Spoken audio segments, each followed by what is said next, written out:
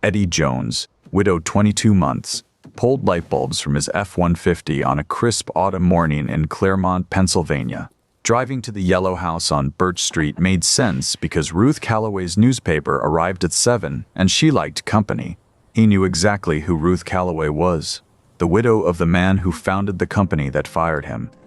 Visiting every morning for 14 months was because she was alone and he owed something to what Carl built. He didn't know that her granddaughter, the CEO who signed his termination in 11 minutes, visited every other weekend and was about to walk through that same kitchen door. And he definitely didn't know the only printed copy of the safety report that could have stopped what was coming had been buried in Ruth's recipe drawer since September, when Araya's hospital configuration failed during a live demo with 60 people watching the queue freeze. Eddie was the only man in the building who knew the sequence to bring it back. 22 minutes. The woman handing him the badge was the same woman who had signed his name off the system 14 months ago. If you love stories about the quiet professional who takes the hit and is the only one who can step in when the system collapses, settle in. I'm going to tell you exactly how it happened. Eddie was standing in the cold shade of a commercial loading alley behind the Claremont Hotel, tracing a fault in an exterior breaker box. It was 7:15 on a Tuesday morning. The air smelled of diesel exhaust and damp brick. He held a multimeter in his left hand, probing the scorched contacts of a 200-amp main breaker that had tripped and refused to reset. The copper dust from the old wiring settled into the creases of his forearms, a familiar residue from the kind of work that kept him moving and kept him quiet. He had been working on the circuit for 40 minutes, the morning quiet broken only by the metallic click of his wire strippers. He was testing the voltage drop across the neutral bar when a side door from the hotel lobby opened. Craig Dunmore walked out into the alley wearing a charcoal suit that fit with the unquestioned precision of 20 years in corporate operations. Behind him came Gerald Voss and Malin Park, Orvex Capital observers, dressed in the kind of quiet clothing that never announces its cost. They were cutting through the alley for the short walk to the Meridian campus. Craig was speaking as they entered, his voice carrying the practiced authority of a man who controlled every room he walked into. Eddie kept his multimeter probes on the contacts. He did not turn around, but Craig's footsteps stopped directly behind him. "Well," Craig said, "looks like you found your level." 7 words. The institutional dismissal of a man reduced to alley work. Eddie finished reading the meter display before he turned, meeting Craig's eyes for exactly as long as it took to register the tailored suit and the 2 observers standing 3 steps behind him. "You've got a 200-amp service trying to pull 300 amps because someone daisy-chained the new lobby compressors to the old service circuit," Eddie said, his voice entirely flat. "Tell the hotel manager to look at the scorch marks on the bus bar before they try resetting this." He delivered the technical observation without inflection, the way a man reads a serial number. He turned back to the breaker box, adjusting his grip on the probes. Craig stood still for a half-second before steering the observers toward the street. As they passed, Gerald Voss glanced at Eddie, a quick, neutral assessment from a man who recognized competence when he heard it. The yellow house on Birch Street was a cheerful, peeling shade that Ruth Calloway had been meaning to repaint for years. Eddie carried a grocery bag and a box of light bulbs up the front steps, letting himself in through the unlocked door. Ruth Calloway treated him like family, offering an unbroken stream of conversation that didn't require him to answer. She was the widow of the man who built Meridian, but to Eddie, she was just the person who needed her sink fixed and her light bulbs changed. Penny sat at the kitchen table drawing with colored pencils on the back of a work order. She was using a laminated rectangle as a straight edge, an ID card Eddie recognized from across the room. He set the groceries down and walked over. Penny did not look up. Eddie picked up the card. It was a piece of white plastic showing his 33-year-old face and the old Meridian logo stitched over his heart. He looked at it for one beat, then set it back on the table, face down. He walked to the sink without a word. Nearby, Ruth was shifting items in the everything drawer, batteries, pharmacy receipts, a Hershey magnet, a blueberry buckle recipe. To make room for the new batteries, she pulled out a piece of paper covered in numbers. She set it face down on the counter. It stayed there for the rest of the morning. Eddie knelt to work on the kitchen faucet. He had the cartridge out in under a minute when Penny spoke. She had a way of watching the world that made adults nervous. She didn't ask many questions, but the ones she did ask usually landed with a precision that Eddie recognized as his own. Why do you check it 3 times after it's already fixed? Eddie tightened the packing nut, tested the handle, and tightened it again. Because sometimes a seal looks right until you put pressure on it. The first check tells you it's seated. The second check tells you it's seated under load. The third check tells you it's going to stay that way. Fixing something isn't just about making it work today, Eddie added, wiping his hands on a rough cloth. It's about making sure the next person who relies on it doesn't have to worry. That's the job. You don't leave traps for other people. Penny was quiet. Is that why you check on me 3 times before you leave in the morning? Eddie's hands stopped. He held the wrench still for a moment longer than necessary. Then he tightened the nut one final time and stood up. Go wash your hands. The F-150 smelled of coffee and the faint residue of PVC cement. Eddie drove with one hand on the wheel, taking the long route to his next job. It passed the industrial park where Meridian Automation Solutions had its loading dock. The dock was active. A forklift was moving pallets off 3 flatbed trucks. Eddie recognized the equipment instantly, heavy-duty MedSim load testing rigs. He had designed the MedSim integration for AIRA's hospital configuration. Those rigs were not used for standard sales presentations. They were only rolled out when an acquiring firm demanded a live technical due diligence stress test, pushing the system above 85% sustained load. He knew what the hardware meant. Craig was planning a full-load due diligence demo to impress Orvex Capital, and they were going to hit the 160-millisecond handshake delay that he had documented 14 months ago.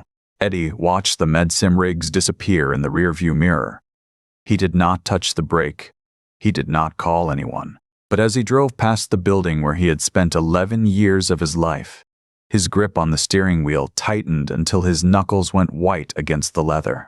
The following Saturday morning found Eddie kneeling on Ruth Calloway's linoleum floor, his tools spread in the careful pattern of a man who had learned to trust order over memory.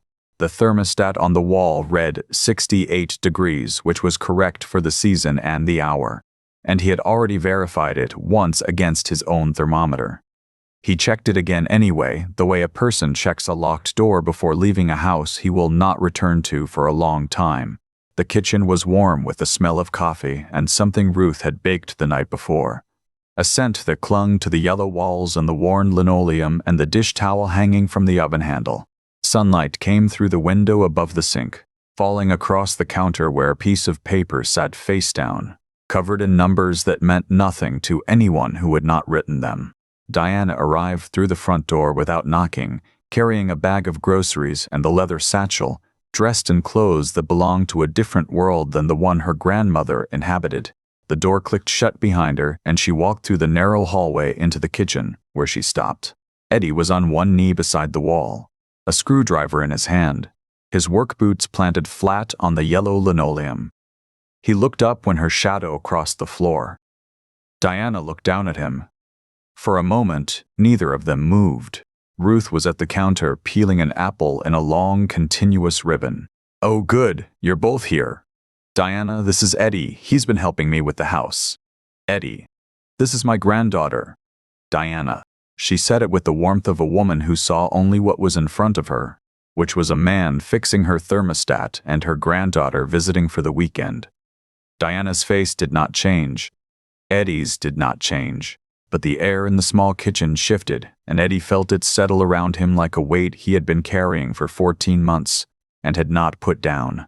Diana set the grocery bag on the counter. "Hello." Her voice was measured, carrying the professional neutrality of someone who had learned to keep her reactions off her face. Eddie nodded. "Mommy."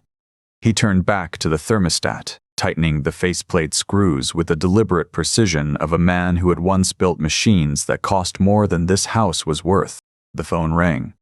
Diana pulled it from her pocket, glanced at the screen, and her expression tightened almost imperceptibly. She stepped into the hallway, not far enough to be out of earshot, just far enough to be out of sight. Eddie kept his hands on the thermostat, but he did not need to see her face to hear the shift in her voice when she answered. The corporate cadence settled over her words like a coat she put on for weather she did not like. "I understand," she said. "No, I'm at my grandmother's. I can review the numbers this evening." A pause. "Yes, I'm aware of the timeline." Another pause, longer. "I said I understand, Craig." The name landed in the kitchen. Eddie's hands did not stop moving, but his fingers found the next screw without looking for it. Diana came back into the kitchen. Her face had changed. Something had been added to it, or something had been taken away, and the result was a woman standing in her grandmother's kitchen who looked smaller than she had when she walked in. "Everything all right?" Ruth asked. "Fine," Diana said. "Work." Eddie stood up, brushing off his knees. He was packing his tools into the leather pouch, moving with the economy of a man who had done this 1,000 times. Diana watched his hands. She watched the way he placed each tool into its slot without looking, the way his fingers found the right compartment by touch alone. She leaned against the counter. Her hand brushed against the piece of paper that had been sitting there all morning. She picked it up, turned it over. The Meridian Automation Solutions header was at the top, blue ink on white paper. Below it, a name, E. Jones. Below that, a date, 9/14. Diana held the paper for one breath. Her hand did not tremble. Her face did not change, but something in her posture shifted. A stillness that was not quite stillness. The way a person holds still when they are trying not to break something they have just picked up. Ruth's voice cut through the silence. "The good china is in the top cabinet, dear. Could you reach it for me? My shoulder has been acting up." Diana set the paper down, face down, exactly as she had found it. She walked to the cabinet and opened it without looking back. Eddie finished packing his tools. He stood by the door, his hand on the knob. "The thermostat is set," he said to Ruth. "Call me if it drifts." "Thank you, Eddie."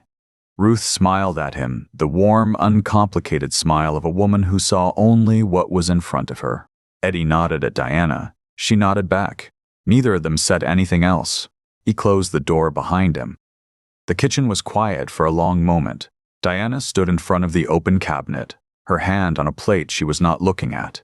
"Did you know him before?" Ruth asked. Diana set the plate on the counter. "No," she said. "I didn't." She pulled out her phone and called Craig back. He answered on the first ring. "Diana, tell me about the consortium demo." There was a pause on the other end. When Craig spoke, his voice carried an edge that had nothing to do with the words themselves. "Full capability. That's what we're showing them. Everything Aria can do." "Full capability," Diana repeated. The words felt wrong in her mouth, but she could not say why. "The board wants to see what we've built," Craig said, "and I intend to show them." The line went quiet. Diana stood in her grandmother's kitchen, the phone still in her hand, the paper still face down on the counter.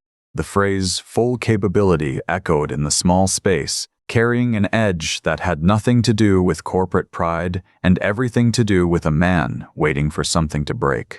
She did not know what he was planning for the consortium demo, but for the first time, she felt the distinct chill of standing on the tracks.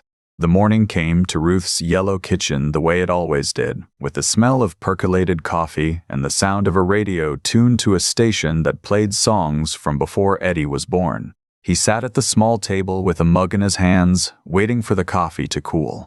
Ruth moved between the counter and the stove with the unhurried rhythm of a woman who had been making breakfast for other people for most of her life. She set a plate of toast in front of him and refilled her own cup. "Diana has been so stressed lately," Ruth said, buttering her toast with careful attention. "A big technical due diligence stress test for the acquisition," she said. "They're bringing in the Orvex auditors and everyone who matters." Eddie took a sip of his coffee. His face did not change, and his hand did not move differently. But inside, the pieces slid together exactly the way they used to when he sat in a room full of engineers who were looking at the wrong problem. The medsim rigs he had seen on the loading dock combined with a live due diligence test meant they would run the full suite at maximum capacity. They would run it with the 160 millisecond handshake still in place. That was the timing he had flagged in the original design review because it created a cumulative latency failure at 87% load sustained for 14 seconds. He knew the number because he had calculated it. He knew the failure mode because he had written the note that no one read. Eddie finished his coffee, set the mug in the sink, and walked out to his truck. Across town, Diana sat at her glass-top desk in an office that was too quiet for its size. The morning light fell across the surface in a long rectangle she kept clear of everything except her phone and a single pen. She picked up the phone and dialed the HR director's extension. Patricia. Diana. I need you to pull a file for me. She waited through the pause on the other end. The complete original termination documentation for Eddie Jones, Diana said. Every timestamp, every note, every access log. Grant my CEO account read access to his sealed file on the internal HR portal immediately. Another pause followed. Patricia asked the question Diana had expected. Because I am the CEO, Diana said, and I am asking you to do this without involving anyone else in operations. Do I have the access? Patricia confirmed she would provision it, though the hesitation in her voice made it clear that bypassing Craig Dunmore was not something anyone at Meridian did lightly. Thank you. Diana hung up and looked at the rectangle of light on her desk. The hope she felt was a fragile thing, a small flicker of something she did not trust. If the file had been sealed rather than closed, she had the authority to reopen it. She could ask the questions she had not asked 14 months ago. She picked up her pen and set it down again. That evening, Eddie stood at the open bed of his truck outside the storage unit he had rented the week after he was fired. The air smelled of dust and old metal. The storage unit itself held nothing else of value, just boxes of clothes that Lorraine used to wear and a few pieces of furniture that didn't fit in the apartment. He reached in and pulled out a locked hard case. The latches were dull with age. He had not opened it in 22 months. He set it on the tailgate and worked the combination from memory. The latches clicked open. Inside lay diagnostic cables and a standalone terminal unit from his engineering days. The screen was dark and the ports clean. The device had been packed with the same care he used to pack everything when he left Meridian. Precisely, deliberately, with no room for error. Eddie pulled out the first cable and examined the pins with one slow, methodical pass of his fingers. He pulled out the second cable and checked it the same way. The terminal power booted perfectly when he pressed the button on the side. He turned it off and tested it again. Then he tested it a third time. Closing the case, he latched it and set it on the passenger seat of his truck. He did not explain to anyone what he was doing because he did not need to. Back at Meridian, Diana sat at her desk in the dark. The building was quiet around her. She had her laptop screen angled toward her, refreshing the internal HR portal. Access denied. She closed the tab, then opened it to try again. The permissions from Patricia had not cleared yet, but they had to. Diana leaned back in her chair and looked out at the empty office park below. The parking lot lights cast long shadows across the asphalt. Somewhere across town, Eddie was moving through his own preparations. She did not know that he had opened the locked case or that he had checked the pins 3 times. She did not know he was driving home with a terminal unit beside him, but the pieces were finally moving, the long silence breaking at last, and neither of them knew it was already too late.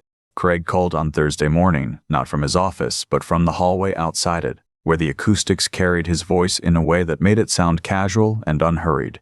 Diana took the call standing at her desk, one hand resting on the edge of the glass, and she listened to him describe what he had noticed. A board member, he said, had mentioned seeing her car parked outside a residential address in the southeast part of town on 2 separate evenings. The board member was not concerned, Craig explained carefully. He was simply curious, and Craig had told him it was nothing. A personal errand, a friend, something that did not warrant further attention. But Craig wanted her to know that people were watching, the way people always watched a CEO who went off script, and that he would hate to see her reputation damaged by something that looked like an investigation into a terminated employee when it was probably nothing at all.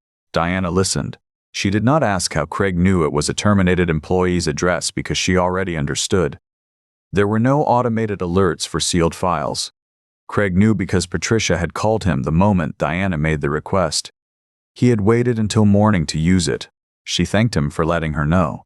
She hung up. She stood at her desk for a long moment, looking at the rectangle of morning light. When she called Patricia back, the HR director immediately offered an excuse about archival retrieval taking 24 hours. Diana did not argue. Her voice was steady when she thanked Patricia and closed the request. The way a person's voice stays steady when they realize the door they hope to open is being held shut from the other side. But she did not sit down. Realizing Craig had stonewalled her through HR, she escalated. She called the security office and issued a visitor pass for Eddie Jones, effective immediately, under CEO authority. No procurement, no HR paperwork. A visitor pass required only her name and her signature, and she provided both. Then she called Eddie and asked him to attend the consortium demonstration as an independent observer. She did not explain what she meant by independent, and he did not ask. The glass-walled conference room held 60 people at 1:15 that afternoon. Dr. Abernathy sat at the center of the long table with 4 board members arranged around her like a formation. Gerald Voss and Mei Lin Park from Orvex Capital occupied the far end, their laptops open and their faces unreadable. The Meridian engineering team stood at the terminals along the sidewall, and Craig moved through the room the way a host moved through a party, touching shoulders, offering quiet explanations, managing the space. Eddie stood at the back of the room with a visitor badge clipped to his collar. He had not spoken to anyone since he arrived. He watched the main display as the ARIA hospital configuration loaded, and he watched the load metrics climb past the safety threshold that should have been in place. The safety cap was gone. Craig had ordered a full capability demonstration, and the system was running at production-grade load with nothing between it and failure. The override command queue froze at 1:23. The medical equipment emulators went red on the screens. First 1, then 3, then a cascade of them, and the room became noise. Gerald Voss was already on his phone, speaking in low, rapid sentences. Dr. Abernathy turned to the Meridian engineering lead and asked a question that did not receive an answer. The board members turned to Diana, and Craig stepped into the space between them and said, his voice carrying exactly the right note of concern, "This is exactly why we need operational stability." The engineering team stood frozen at their terminals, their hands resting on keyboards they did not know how to use. Eddie watched the queue depth climb on the display. He knew what it meant. He knew what it would do in 14 more seconds, and then in 12, and then in 10. He knew the flush sequence that would clear it, because he had written it. He had written it in a language the current team had never been trained to read. He stepped forward. Craig saw him move and turned, his voice cutting through the noise. "Former employee, this room isn't for him." Diana walked to the demo terminal. She pointed at the Meridian IT director, whose hands were hovering over a frozen keyboard. "Authenticate the terminal with your admin credentials and step aside," she ordered. Her voice cut through the chaos, carrying the full weight of executive authority. "Let him work." The IT director hesitated, looked at Craig, then back at Diana. He entered his MFA sequence and stepped away. Diana did not look at Craig. She did not look at the board. She looked at Eddie and nodded once. Eddie sat down at the unlocked terminal. The noise continued around him. Dr. Abernathy was demanding timelines. Voss was still on his phone. Craig was still speaking, still managing, still framing, but Eddie was the single still point in the room, the way a gear is still when everything around it is in motion. And he worked. 22 minutes. He did not raise his voice. He did not look up. He spent the first 30 seconds writing an automated loop script to dump the queue and keep the system breathing. Then he spent the next 21 minutes forensically isolating the handshake protocol and surgically rewriting the buffer limits in the configuration to force stabilize the demo environment. The queue depth fell. The displays went green. The medical emulators returned to their normal state, and the room went quiet in a different way. Eddie turned the terminal screen toward Dr. Abernathy and the QA director. "The full command log is open," he said. "Every keystroke I entered is visible. You can audit the loop script and the buffer rewrite now." Dr. Abernathy looked at the log. She looked at Eddie. She looked at Craig, who had stopped speaking. She pulled a notepad from her jacket and began to write. And the way she wrote was not the way a person writes when they are impressed. It was the way a person writes when they are documenting failures. Undocumented recovery procedures. Single point of failure dependency. No change control audit trail for the handshake modification. She filled a page, then turned it and filled another. Eddie came home at 11:30 that night. The apartment was dark except for the lamp near the armchair, and Penny was asleep in it, her head tilted against the wingback, her breathing slow and even.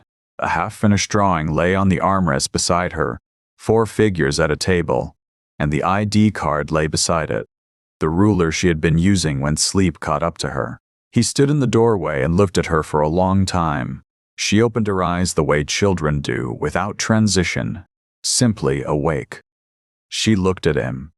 She picked up the ED card and held it out to him the way she handed him everything, without asking, without speaking, just the motion. He took it. He held it face up this time, and he looked at the name on it. The name that belonged to a man who had spent 22 minutes in a glass room surrounded by 60 people who would now become an investigation. Diana had used executive authority to put a terminated employee on an admin terminal in front of the board. Craig was already framing the narrative. Dr. Abernathy was building a compliance case that would trigger a federal audit, and all Eddie had left was a piece of plastic in his hand that belonged to a man who did not exist anymore. He sat down on the edge of the coffee table. Penny watched him. She did not ask anything. She simply waited, the way she always did, and Eddie held the card the way a person holds something they do not know how to put down. The demo room had gone quiet in a way that was different from the silence of a working system. It was the quiet of people who had watched something happen that they did not fully understand and were waiting to see what would happen next. The display showed green across the board. The QDEF held steady below 60%. The medical equipment emulators ran their test cycles without interruption, and the only sound was the low hum of the cooling fans and the occasional tap of a keyboard from the Meridian engineering lead, who was still verifying that the system was stable. Eddie stood 3 feet back from the terminal he had used. He had not touched it since the flush sequence completed. The full command log was still open on the display, every keystroke visible, every action time-stamped and auditable. And he had folded his arms the way a person folds his arms when he has finished what he came to do and is waiting for someone else to decide what comes next. Dr. Abernathy closed her notepad. She did not look at Eddie. She looked at the board members who had remained in the room, and she spoke in a voice that carried the weight of someone who had seen enough to form a conclusion and was now deciding how to act on it. "I am requesting an independent technical review of all ARIA safety documentation before any contract proceeds," she said. "My concern is not whether this man is impressive. My concern is why this company has zero institutional resilience." She did not say it loudly. She did not need to. The words sat in the air the way a document sits on a table when everyone knows what it contains. The audit committee chair, a man whose name Eddie had never learned and whose face he had seen only in photographs from annual reports, caught Diana's eye from across the room. He glanced at Craig, who was standing near the far wall with his phone in his hand, and then he said one sentence, quietly enough that most of the room did not hear it. "Executive session. Now, freeze all operations level server access." Diana nodded. She did not look at Craig. She looked at Eddie and she said, "You come with me." Eddie followed her out of the demo room. He did not look back at the glass walls or the displays or the 60 people who were still standing and the aftermath of what he had done. He walked the way a person walks when he has stopped deciding where to go and has simply let someone else lead. Behind them, in the demo room, Gerald Voss closed his laptop. He caught Maylin Park's eye across the room. They did not speak. They did not nod. They simply collected their materials, stood, and walked out of the room without a word to anyone. No goodbye to Craig. No explanation. The door closed behind them, and the sound of it was the sound of a door that does not need to be opened again. The executive boardroom was a different kind of space from the demo room. The demo room was glass and light and the hum of equipment. This room was wood and silence and the weight of a door that had been closed. The table was long and polished, and the chairs were the kind of chairs that a person sits in when they are about to hear something they do not want to hear. The audit committee chair stood at the head of the table. He did not sit. He pointed at the chief compliance officer. "Project the ARIA safety flag archive on the main display," he ordered. The officer typed, and the screen glowed blue with the interface that Eddie had not seen in 14 months. The list of flags appeared, sorted by status. Diana stepped forward. She had not come into this room blind. Earlier that morning, when Patricia had stalled the HR file, Diana had used her CEO credentials to pull the engineering safety archive. The one system Patricia could not block. She already knew exactly what the screen would show. She reached into her jacket and pulled out a document. It was a printout slightly curled at the edges, with a coffee ring on page 3 that had dried to a pale brown crescent. It had been folded and unfolded enough times that the creases had gone soft. She placed it on the polished table, and the contrast between the paper and the wood was the contrast between a kitchen drawer and a boardroom, between a woman who had kept a document for 14 months and the company that had buried it. "Cross-reference the flag ID on this document," Diana said, her voice steady, with the record currently sitting in under review status in the archive. The audit committee chair did not ask why. He did not ask where the document had come from. He nodded to the compliance officer, who entered the flag ID from the printout into the archive search. The system returned the result in less than a second. Same flag ID, same author, E. Jones. Same date filed, September 14. Same failure mode. Same recommended patch. Same handshake protocol named by number. 14 months unresolved. The room was quiet for a long moment. Diana picked up the printout.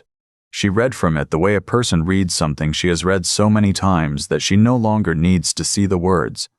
She read the failure mode aloud. She read the patch protocol. She read the handshake protocol number. And then she set the paper down and said what she had come to say. 14 months ago, I made a decision that I believed was in the best interest of operational stability. I terminated an employee based on a recommendation I did not verify. I took 11 minutes to make that decision, and I did not read the safety flag that was sitting in the system. That is my responsibility. I am not assigning blame elsewhere. I am telling you what I did. She paused. She did not look at Craig. She did not need to. The room turned to Eddie. He was standing near the wall, in the work clothes he had worn to the demo room. The same clothes he had worn to work every day for the 12 years he had worked here. Before he had been walked out the door with his ID card in his hand. He did not move. He did not speak. He stood the way a person stands when they have been waiting for something for a long time and it has finally arrived. The audit committee chair looked at Craig. "Can you explain?" he said, his voice carrying no accusation, only the weight of a question that required an answer. "Why this flag has been under review for 14 months. Craig opened his mouth. The warm voice started to form, the voice that had carried him through 100 meetings and 1,000 conversations, the voice that could make a delay sound like prudence and a failure sound like progress. But it did not come out the way it usually did. It came out thinner, the way a voice sounds when the person speaking it knows that the room is no longer listening to the tone but to the content. And the content was not there. He stopped. He did not finish the sentence. He simply stopped, and the room watched him stop. And that was the end of it. The audit committee chair turned back to Eddie. "Do you have anything to say?" Eddie was quiet for a moment. Then he spoke, and his voice was the same voice he had used in the demo room, calm and measured and carrying no more than what the words required. "What I did in the demo room was a hot fix loop script. It is a tourniquet, not a cure. The permanent fix requires a firmware recompile in the lab and validation on 3 test rigs, which will take 3 weeks. After that, deployment to the live hospital servers will require a scheduled 40-minute downtime window. He paused. He did not look at Craig. He did not look at the board members. He looked at the display, at the flag that had sat unresolved for 14 months, and he said, "I will write the full hot fix procedure and the permanent fix procedure into the official documentation. I will train the current engineering team on both. We build these systems to protect people who will never know our names. When you cut a corner to save a fraction of a second or a line in a budget, you decide that your convenience is worth more than their safety. I won't be part of that. No single person ever needs to be in this room again for this reason." The room absorbed what he had said. He had not asked for an apology. He had not listed what had been taken from him. He had not demanded recognition. He had described the work that needed to be done and offered to do it. And the offer was not the offer of a man who wanted something. It was the offer of a man who had already finished wanting. The executive session did not last much longer after that. The audit committee chair closed the archive display. He looked at the printout on the table, the coffee ring, the curled edges, the document that had traveled from a kitchen drawer to a boardroom table. He looked at Diana, who had placed it there. He looked at Eddie, who had not asked for anything. Eddie was standing. Diana was standing. Craig was not. The Carl Calloway Safety Review Protocol moved through the board approval chain without resistance. Nobody wanted to question a procedure named for the founder. Every priority 1 safety flag would now be reviewed by an outside engineering board before internal recommendation to HR. SFR 914 was the first case it covered retroactively. When Diana told her the name of the new protocol, Ruth smiled without speaking. Eddie accepted the formal record correction and the back pay. He declined the full-time position. He would not work for free, but he would not surrender his freedom. Instead, as the only architect capable of saving the acquisition, he demanded a fixed bid, independent contract. For $450,000, paid across 3 months, Eddie would rebuild the core architecture, write the complete documentation, and train the current engineering team. He protected his self-respect and earned enough to cover Penny's next decade of expenses. The offer he had made in the demo room, so no single person ever needed to be in that room again for that reason, became real, strictly on his terms. The morning after the executive session, the audit committee suspended Craig Dunmore without pay. Security escorted him from the building. The confiscation of his laptop, badge, and server access took 11 minutes, mirroring exactly the exit he had given Eddie 14 months earlier. A targeted forensic accounting review of his cost reduction decisions began immediately. It would take months of subpoenas and Big Four auditors to finally unearth Dunco Consulting LLC in the budget lines, leading to formal termination and a referral to the state attorney general. But Craig's institutional power ended the exact moment he was walked to the parking lot. Eddie's hands remained clean. The system found it, not Eddie. In the weeks after the demo, independent investigators visited the yellow house on Birch Street. Ruth gave her statement in precise cursive. The retired schoolteacher documented her exact memory of Eddie filling out a paper on September 23 and what he had told her when she asked about it.